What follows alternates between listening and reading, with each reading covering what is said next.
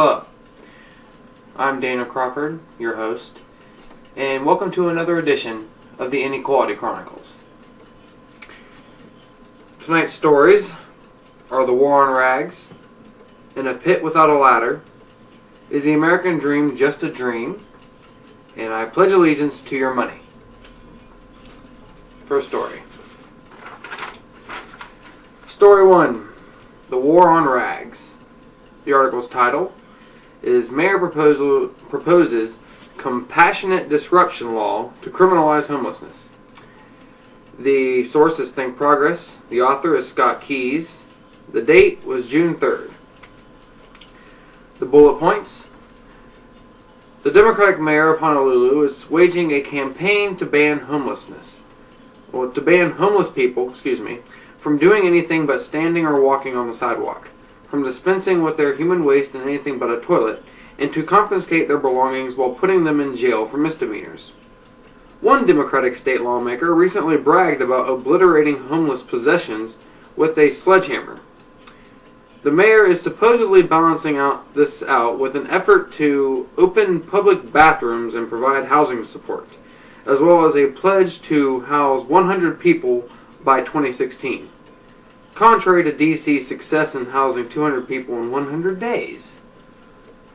Honolulu's homelessness problem is heading in the opposite direction of the country overall, jumping 30% since 2009.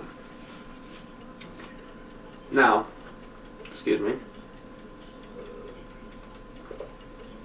for the third time in a row, I will be using a portion of this show to discuss homelessness. I believe it is one of the problems of this country which is underemphasized in this country. We don't talk enough about it. And far too often when we do talk about it, we frame it in a way that portrays the homeless as being criminals of some sort, or scum, as opposed to human beings who, for whatever reason, found themselves without a home.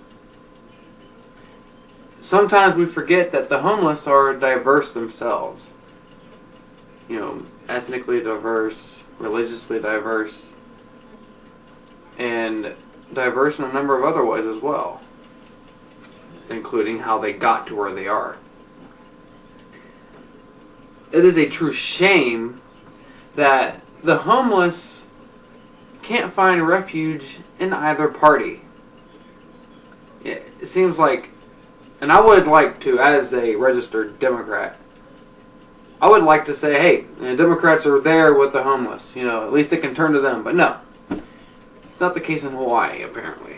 Hawaii is a state dominated by Democrats right now, and the Democratic Party in that state is failing the homeless. They tend to forget, it seems, members of both parties do, that the homeless are citizens in the end. At the very least, they're human beings. Granted, I understand. You don't want to see them urinating and defecating in the public, but if you're going to punish them for doing so, which seems to be their only option when they don't have a home to go to, at least help them find a way to a toilet. Make more public restrooms available. They can't exactly walk in any restaurant they want and use a restroom or any store that they want to, because sometimes stores and restaurants have policies which require you to be a customer in there, an active customer in there, to even use their facilities. And sort of some law requiring them to let anyone use their restrooms, and that won't change. So you're basically punishing them for being human? What do you expect them to do with their waste? I mentioned in the previous episode that it's cheaper to help them than to let them rot. Because it is. It's just... and also the punishments about doing anything but standing or walking on the sidewalk means they can't lie down, they can't sit on the sidewalk. like they have to be Terminator and constantly waltz around without rest.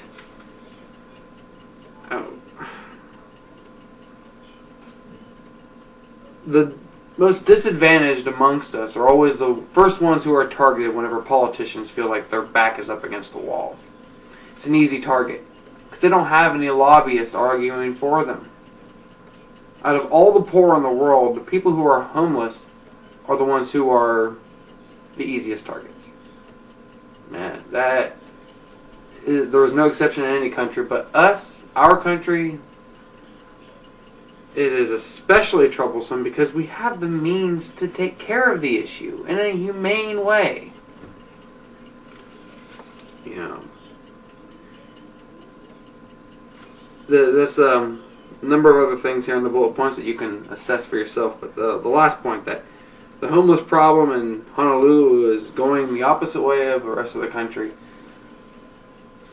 All that tells me is that there's not a proper distribution of resources there. They're not doing something right. Especially if Washington, D.C., the city itself,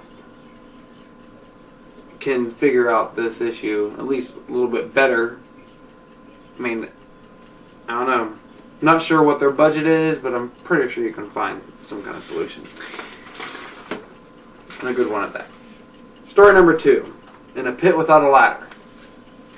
The story, well, the article is, if you're born poor, you'll probably stay that way.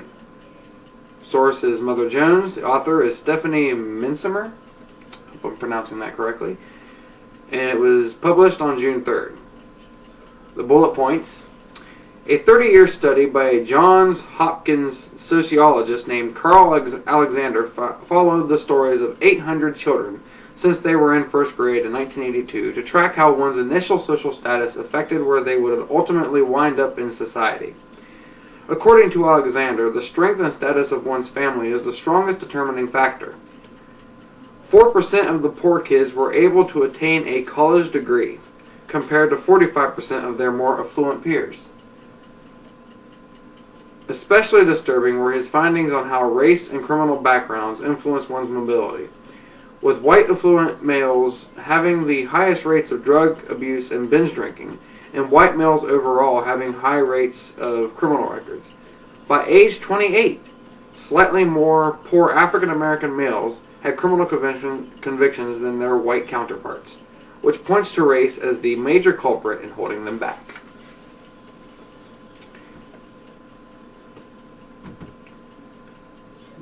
Looking back briefly at the homeless issue and connecting it to this story about how your initial status in life, at least your family's initial status in life, will basically determine where you'll end up in the future.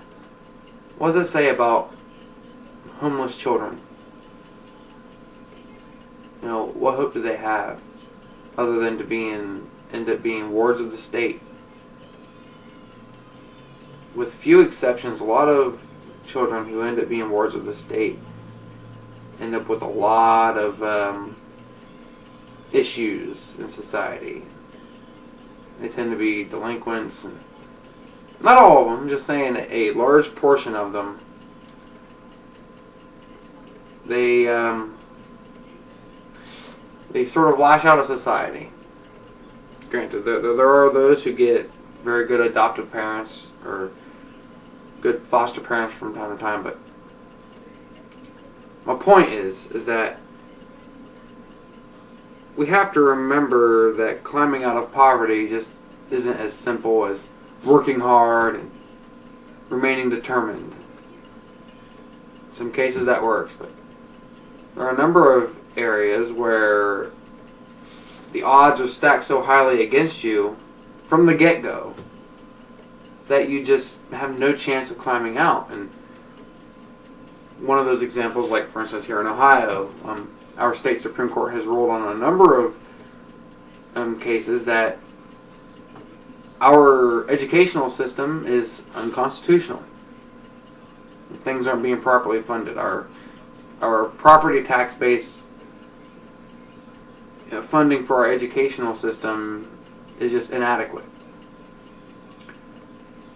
that plays a major role in the fact that your initial status in life becomes a trap.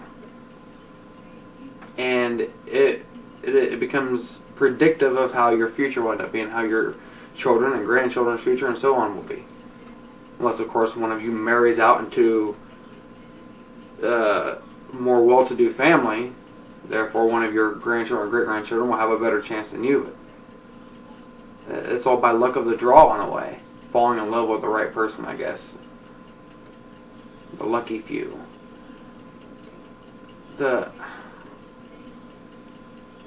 We have this myth that if you do everything as hard as you can, through blood, sweat, and tears, you'll climb up. It's just not the case. And as this story alludes to, for minorities, it's even worse. I mean, I know how difficult it's been being an impoverished white American. I do not envy members of the African American or Hispanic American communities. I just don't. Because they have it worse off. As hard as it is for me to comprehend, they do. And, you know, it's just funny that it says slightly more African American males by the age of 28 had criminal convictions than their white counterparts within that same demographic. Economic demographic. Despite the fact that you had these white males overall having high rates of criminal records. I mean, there is still racism in this country in a way, and that is playing a role in keeping people down.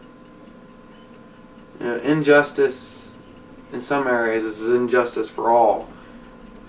And that's sort of paraphrasing, something that Martin Luther King once said, and that's just something to remember. There's a great injustice happening in our economic ladder, and it is holding us all back. And that will somewhat connect to the next story. Story number 3. Is the American Dream just a dream? The article's title is Why Most Say the American Dream is Out of Reach. The source is CBS News. The author is Amy Pickey, I think that's how you pronounce her name. And it was published on June 4th. Bullet points. 60% of polled Americans in a CNN Money poll effectively said that the American dream is dead. Since 2000, a new study by the Economic Policy Institute says most Americans have seen their wages fall or stagnate, growing slower than inflation, causing their purchasing power to decline, despite productivity having risen almost 60% in the past 35 years. Real wages fell for the entire bottom 90% between 2009 and 2013, with the most damage impacting the bottom fifth of our society. 95% of the income gains in the first 3 years after the recession ended have gone to the top 1%. Contemplate all that for a second. The American people are losing faith in the promise that they grew up with. Like I just said, if you work hard, you'll pave a better future for yourself and for your grandchildren and so forth and so on. And then this dream is fading because of what the reality shows us. We may be working harder, although there was a recent article that came out that showed that productivity actually slipped recently, but that was just for 1 quarter, I think it was. But we may be working harder overall compared to previous generations, but it's not showing the results of that hard work. The fruits of that labor aren't showing in how we're being paid for it. I mean, the fruits of our labor are definitely benefiting some, like a few, and our economy is growing, but the benefits are just concentrated towards one tip here at the very top of our society.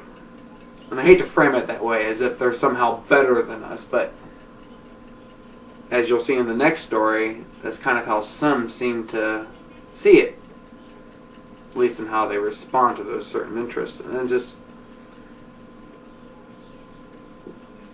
knowing that our real wages fell for the overwhelming 90% majority of this country, while the very top, the 1% there, were able to enjoy all these benefits. I mean, that's just a major problematic disconnect. And I don't want to go into one of my tangents right now about the dangers of all of this. I'll let you come to that conclusion yourself. But it's obviously problematic that this is going on. And all I have to say is that we've definitely got a problem here. I mean, it's something got to give, like I've said before. Final story.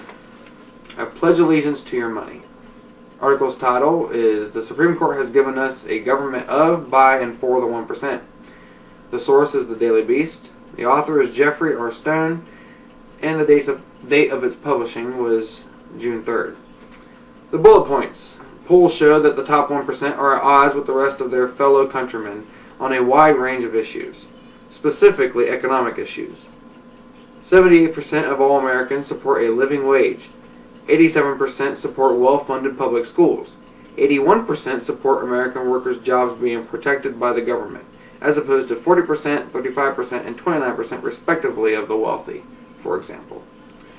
A Russell Sage Foundation study found that roughly 7 in 10 wealthy citizens are regular campaign contributors. Half keep members of Congress in close contact, and bundling contributions with other wealthy citizens is practiced by 20% of them. Plus, just 99 wealthy Americans accounted for 60% of 2012 Super PAC money. In the end, the spending produces results as the overwhelming majority of candidates for Congress who had the most money spent on their behalf were ultimately the victors.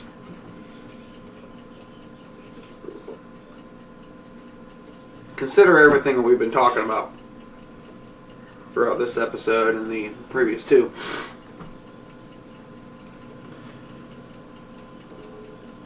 The reason why this inequality crisis needs to be addressed, and the reason why we need to deal with the money and politics issue, are two seemingly separate issues which are actually interconnected. This is about disparity of power, economically and politically. And as more and more wealth is being concentrated in fewer hands, more and more power is being concentrated into those hands as well. And that's part of the reason why that recent study came out saying that we no longer really have a democracy. What we have is an oligarchy. I would go so far as to say that we more have a hybrid of oligarchy and democracy right now. And the democracy, the democratic aspect of it is diminishing more and more with every passing year.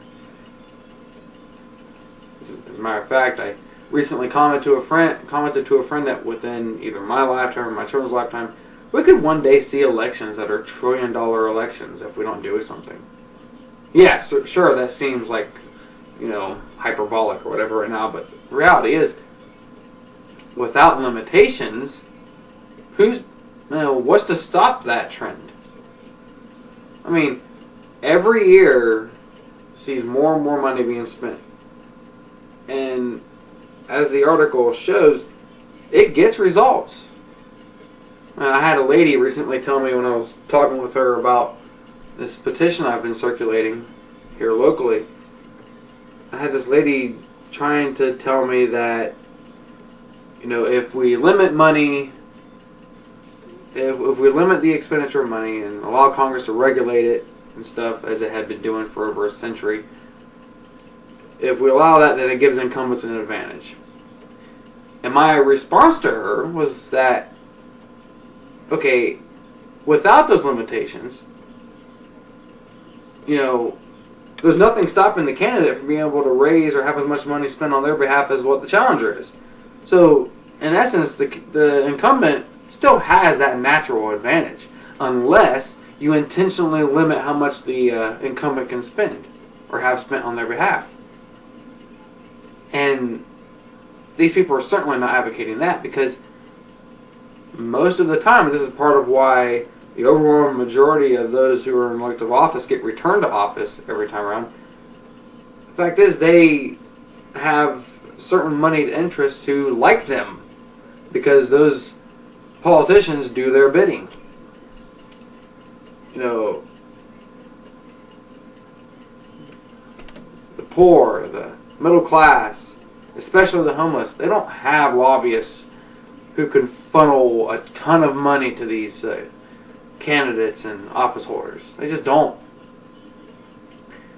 I mean, with the middle class continuing to shrink and shrink, their power is shrinking as it is. And their lobbyists are going away. I mean, especially with the diminishing power of unions, which used to be the strongest voice that the poor and middle class had. But who's out there to argue for them anymore, other than these unions who have been steadily losing their power over the past 30, 40 years? Ultimately, if nothing's done, if the Constitution is not amended to say that money isn't speech and corporations aren't people, nothing's done to correct the mistakes of the Supreme Court recently with McCutcheon and Citizens United before that, we really will see our democracy become nothing more than a farce. And that will be one of the greatest tragedies in all of the history of mankind. That's not an exaggeration at all. Seriously, it's not. Because as the free world's leader, the most powerful democratic nation in whatever form that the world has ever seen, the rest of the world looks to us as an example of what a democracy should look like. If we allow our democracy to die, then what does that say to the rest of the world? I mean, you hear huge majorities of the public support certain actions that politicians ultimately aren't going for because they're afraid to anger their financiers.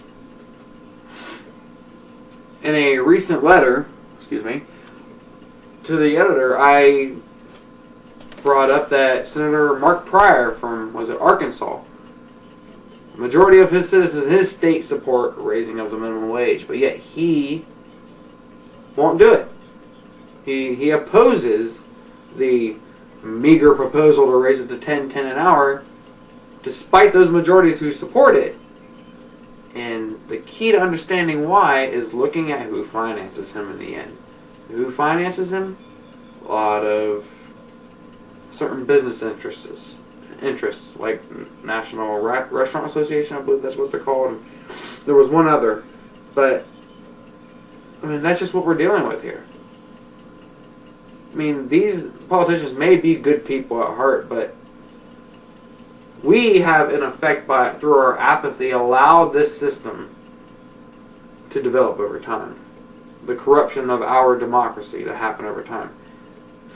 For roughly 100 years, between the presidency of Andrew Jackson all the way through the progressive era, our democracy was actually expanding, giving us more and more rights. You can even go so far as to say it expanded a little bit further with the end of poll taxes and with the Voting Rights Act. But then it started to contract. Our democracy steadily started to see a twilight phase. And that war on democracy is continuing now, and it is the single most dangerous war being waged right now, followed closely by the inequality crisis and the environmental crisis, which are kind of tied. But until we deal with this problem of our democracy, nothing else is going to be dealt with. Because unless it's too late and their money starts to get impacted, the wealthy few aren't going to care about all those other problems until it finally reaches their doorstep and threatens their very livelihood. But if it reaches that point with any of these, it'll be too late. So, final recap of the stories tonight. Homeless people were victims of a bipartisan assault, with one of the most brutal efforts against them being waged by Hawaii Democrats. The social status of your family at the moment of your birth, including whether they are poor and of a typically disadvantaged community, more often than not will predict what your future will be like. America's dream is becoming so distant in today's economic reality that most Americans see it as little more than a myth, while the only beneficiaries are the few who saw their piece of the pie expand in every which way since the Great Recession. Despite the attempts by some to claim that the unfettered flow of political money doesn't corrupt our political system, the evidence shows that each level of government's inaction on the issues, where large majorities of the public wants action, is more in line with what the majority of the wealthiest few, who happen to contribute more to the campaign's overall desire.